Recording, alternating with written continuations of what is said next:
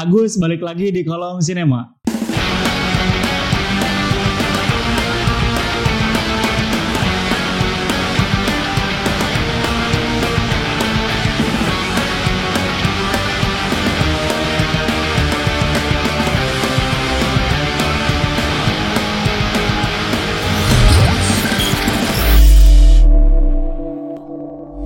Pada musim panas tahun 1956, sekelompok kecil ilmuwan yang dipimpin oleh seorang profesor matematika dari Dartmouth University yang bernama John McCarthy mencoba melakukan sebuah penelitian. Kemudian apa yang mereka teliti? Mereka meneliti dasar-dasar pengembangan artificial intelligence atau biasa kita kenal dengan kecerdasan buatan. Kemudian pertemuan atau penelitian itu dikenal sebagai konferensi Dartmouth yang menghasilkan beberapa kesepakatan dan juga beberapa penemuan. Hingga pada tahun 1969, kelompok ilmuwan ini akhirnya berhasil menciptakan sebuah produk terbaru yang terkait dengan kecerdasan buatan. Produk ini bernama Sake. Sake adalah sebuah robot yang bisa diberi instruksi secara langsung dan tidak lagi mengandalkan daftar instruksi yang sudah diinput ke dalam sistem. Namun Sake ini sudah benar-benar bisa menjalankan perintah ataupun instruksi secara langsung dan secara mendadak. Jelas pada tahun 1969 ini penemuan teknologi ini menjadi sebuah berita yang sangat menghebohkan bagi para peneliti dunia. Semenjak itu pula dikenal istilah kecerdasan buatan, kawan-kawan. Jadi kalau kita mengetahui istilah kecerdasan buatan pada tahun 2024 ini,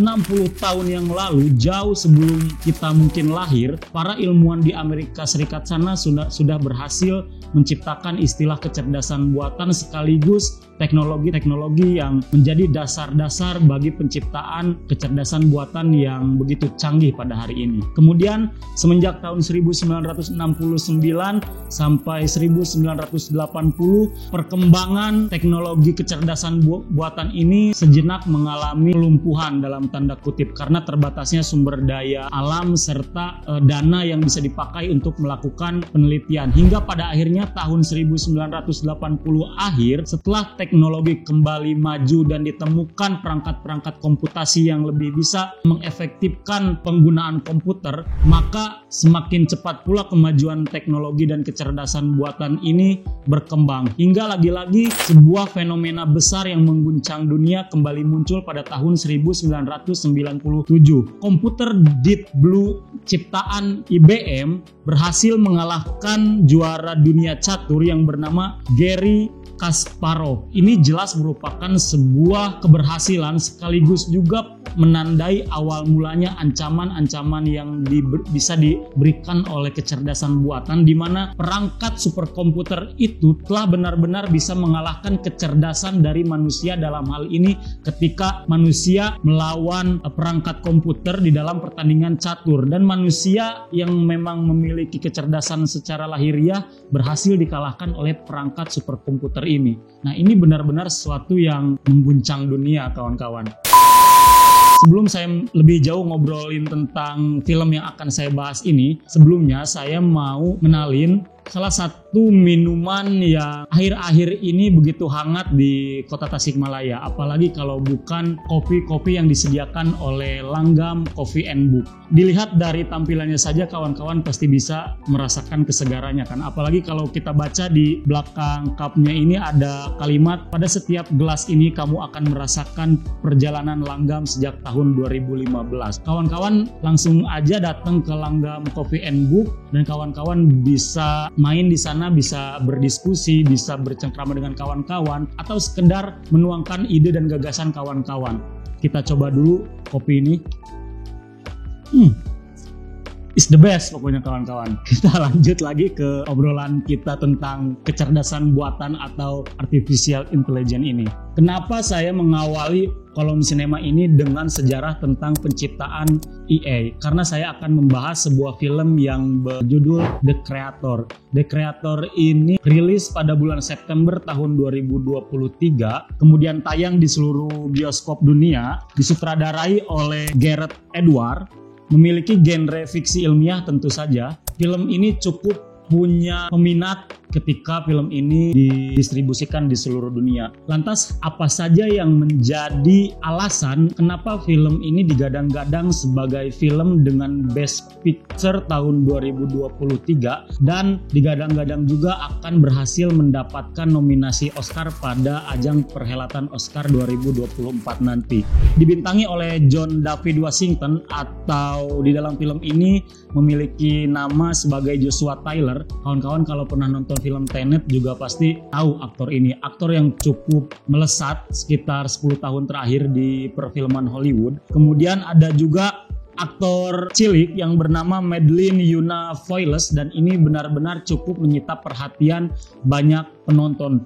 Dan penonton sendiri secara tidak langsung membandingkan kehadiran Madeline Yuna Foiles ini jadi aktor cilik yang bahkan bisa kehadirannya itu bisa lebih berpengaruh dari kehadiran John David Washington sendiri. Sementara Madeline Yuna Foiles ini di dalam film The Creator berperan sebagai Alpi. Alpi ini diceritakan sebagai sebuah perangkat super canggih di mana memiliki wujud sebagai seorang anak kecil dan di dalam tubuh perangkat yang menyerupai anak kecil ini tersimpan sebuah teknologi yang bisa mengendalikan seluruh teknologi yang ada di dunia. Sementara itu, tokoh Joshua Tyler ini sebagai mantan militer Amerika Serikat yang akhirnya harus menerima misi untuk mencari perangkat komputer bernama Nirmata. Nirmata ini ancaman bagi ras manusia ketika di masa depan ras manusia ini harus bertempur melawan ras komputer yang canggih, yang sudah memiliki kesadarannya sendiri, yang sudah memiliki emosinya sendiri dan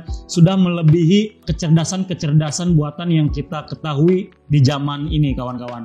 Nah, Joshua Tyler ini memiliki misi untuk menemukan di mana keberadaan Nirmata. Kemudian Joshua Tyler ini bertemu dengan seorang perempuan bernama Maya dan pada akhirnya konflik percintaan dimulai ketika Joshua Tyler bertemu dengan Maya. Yang tadinya Joshua Tyler ini benar-benar hanya akan melaksanakan misi, namun setelah dia bertemu dengan Maya, dia jatuh hati kepada Maya dan di pertengahan cerita kita dijelaskan bahwa ternyata Maya ini terlibat secara langsung dengan Nirmata dan terlibat secara langsung dengan proses pembuatan perangkat yang bernama Alpi tersebut. Dan Joshua Tyler ini akhirnya bertemu dengan Alpi dan entah bagaimana walaupun antar mereka jelas merupakan sebuah ras yang berbeda, yang satu rasnya manusia, kemudian yang satu lagi ras komputer gitu bisa saya sebut, tapi di kedua sosok ini tercipta sebuah ikatan emosional yang sungguh menghangatkan, kawan-kawan. Mungkin banyak film-film yang mengangkat tema-tema tentang kecerdasan buatan. Saya beri contoh misal film yang berjudul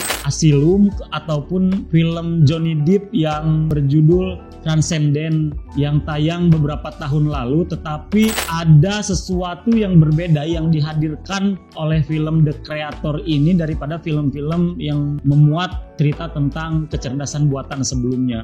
Nah, saya ambil contoh misalnya bagaimana pengambilan gambar di dalam film ini benar-benar ternyata dilakukan di lokasi aslinya. Contoh misal ketika Gareth Edwards selaku sutradara film ini mengajak seluruh krunya untuk melakukan pengambilan gambar di beberapa negara di Asia, khususnya di Asia Tenggara seperti di negara Vietnam dan di negara Thailand. Selain dari itu, ada juga pengangkatan budaya di dalam film ini di mana 30 menit terakhir film saya menemukan dua kalimat yang berbahasa Indonesia, kawan-kawan, diucapkan secara langsung ataupun dituturkan secara langsung di dalam film ini. Joshua datang ke sini, dia siap untukmu.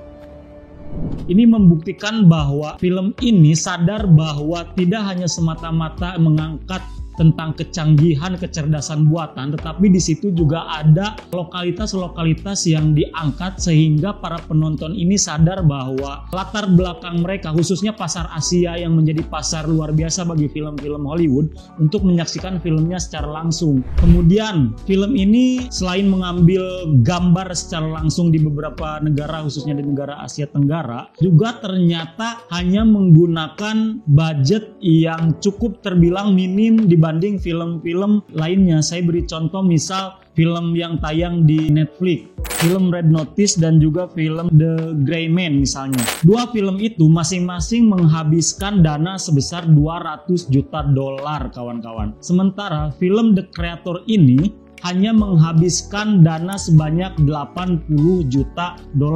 Dan ketika kita melihat filmnya yang sudah tayang, dan apabila kita coba mengkomparkan antara film Red Notice dan The Gray Man ini dengan film The Creator, apa yang disuguhkan oleh The Creator jelas jauh lebih mengagumkan dari film-film yang tadi saya sebutkan yang tayang di Netflix.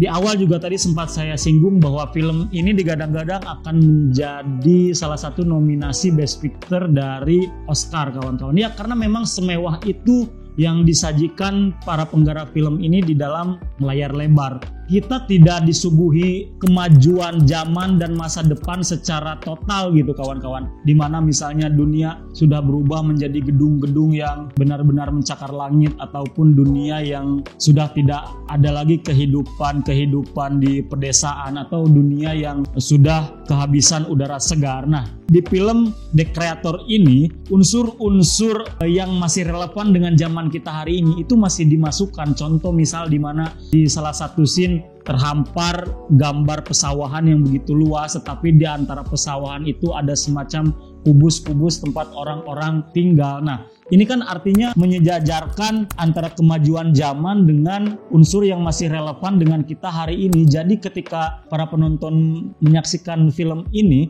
kita tidak secara liar ujug-ujug dibawa ke masa depan yang sama sekali belum bisa kita bayangkan, tetapi masih ada hal-hal relevan yang sampai sekarang juga masih kita rasakan. Atau misalnya sungai-sungai besar yang dihubungkan oleh jembatan, kemudian di antara jembatan itu berlayar sebuah kapal yang sudah mengapung di atas air tanpa permukaannya menyentuh air. Nah, hal-hal yang semacam itu yang ternyata membuat kita relevan dengan film ini.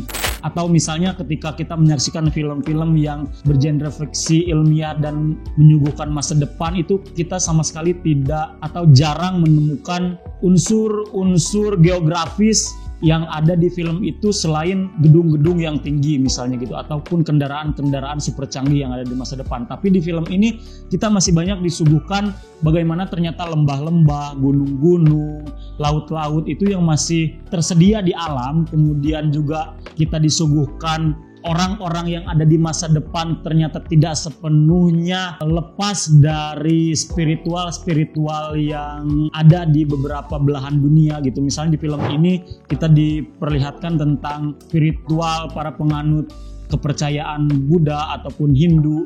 Nah, ini benar-benar lekat ditontonkan di film ini gitu. Dan EA ataupun robot-robot yang sudah punya kesadaran penuh itu menggunakan atribut-atribut keagamaan tertentu. Nah, ini bikin saya punya pertanyaan lain, apakah di film The Creator ini EA yang sudah punya kesadaran penuh dan akhirnya berperang dengan umat manusia ini sebenarnya juga menganut kepercayaan terhadap suatu entitas yang gaib misalnya. Nah, itu kan bisa kembali kita pertanyakan kalau teman-teman sudah menonton film ini. Saya rasa teman-teman sangat cocok untuk nonton film ini karena kita jadi punya perspektif baru, punya perspektif lain bagaimana ancaman kecerdasan buatan bisa saja benar-benar mengkudeta kehidupan ras umat manusia yang ada di bumi. Itu saja teman-teman yang bisa saya obrolkan terkait film The Creator ini. Kawan-kawan kalau sudah nonton, komentar di kolom komentar yang tersedia.